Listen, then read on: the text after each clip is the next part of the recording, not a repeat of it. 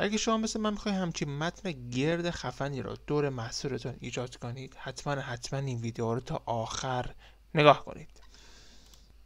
خب برای اینکه میخوایم یک سند یا داکیومنت ایجاد کنیم، روی فایل کلیک، روی نیو کلیک و اینجا میتونیم یک داکیومنت 500 در 500 ایجاد کنیم و با رزولوشن 300 اکوریت رو بزنید.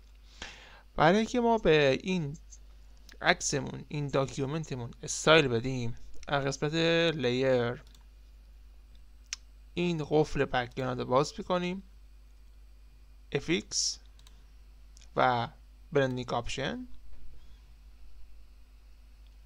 و کالر اوورلی. حالا میخواد تو رنگ پس زمینتون این رنگی باشه یا هر رنگ دیگه باشه فرقی نمیکنه، میتونید اینجا تغییرش بدیم، هر رنگی که دوست دارین ایجاد کنید.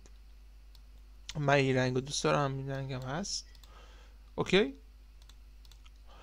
و اون عکسی که ما از قبل دانلودش کردیم وارد فتوشاپ میکنیم، روش کلیک، کنترل C و میایم اینجا کنترل وی رو میزنیم که فیکس بشه. حالا این عکس خیلی بزرگه، میخوایم عکس رو وسط تصویر بذاریم. از این گوشه تصویری رو میکشم به سمت پایین و مووش میدم به سمت وسط.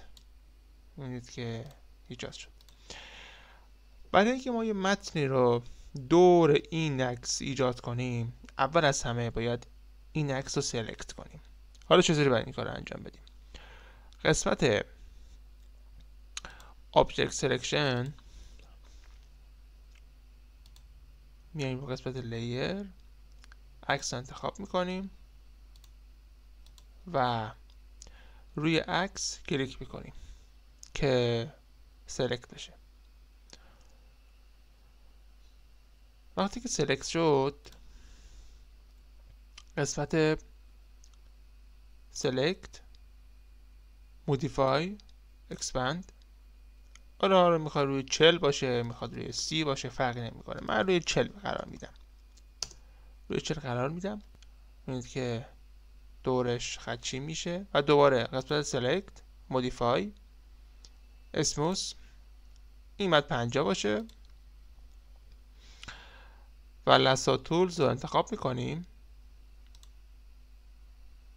راست کلیک میکنیم توی محدوده رو، Make for Path، روی 2 میبینید که یه خط ممتد ایجاد شده آبی رنگ. الان آماده برای اینکه ما متنمون رو به صورت گرد روی این تصویر قرار بدیم. تیو میزنم، میام دقیقاً روی این خطه کلیک میکنم و میبینید که یک متن گرد اینجا برامون ایجاد شد.